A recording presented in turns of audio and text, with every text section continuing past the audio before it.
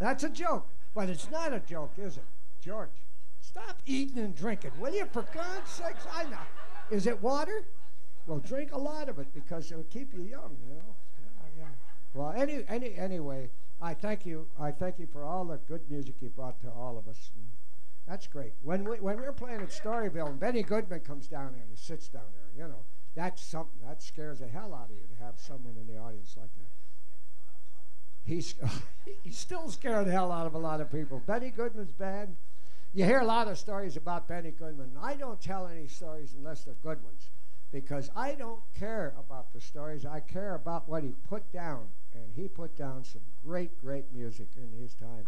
And I think he'll go down in history as one of the great players of all time. Benny Goodman. Another one that I love is Count Basie. And Freddie Green playing that guitar. Boy, I'm telling you, that was a tough act to follow. Benny Goodman and Count Basie. What else do you want? Ella Fitzgerald. How many times you worked with Ella? Now, and you know I called Norman Granz about a month ago. Have you talked to him lately? Well, he's not doing that well either. Yeah, and he's just kind of bedridden out over in Switzerland and taking it pretty easy. And he says, no one remembers me. I says, Norman, because we made the Jazz at the Philharmonic, the first one. And I was in an Army uniform when I made that. And Nat asked me if I would do that because Oscar Moore, his guitar player, fell madly in love with the girl he just met. And he locked himself up in a room. And they were shoving him pizzas under the door. They were shoving him pizzas for a week under that door. Anything flat that they could get under the door, they were shoving into him so that he'd survive. In the meantime, he said, would you fill in for Oscar and play this thing at the Norman Granz first Jazz at the Philharmonic? So I went to Meredith Wilson, my commanding officer, and I said, I'd like to do this. He says, well, you can't use your name. So he says, pick another name. So I picked Paul Leslie. And Nat couldn't use his name either. So he was shortened to Dean and Paul Leslie.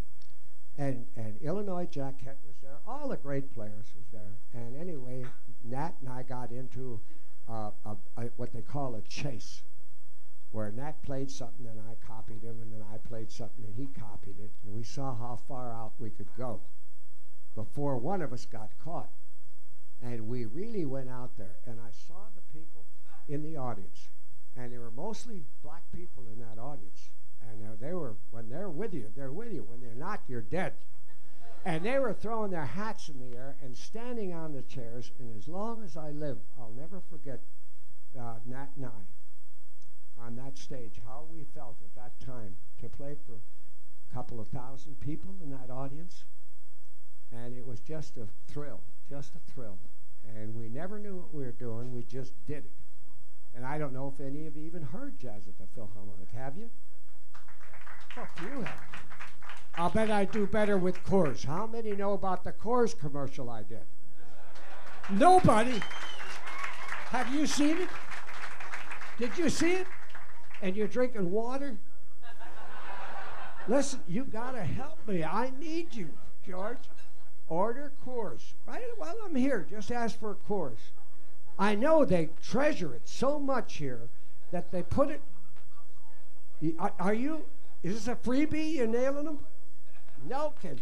I don't know how you guys do it. You go from one club to the other and just eat and drink for nothing all night long. I can't get away with that. I have to buy my own Coors. That's not true. I'm going to play something now from the heart.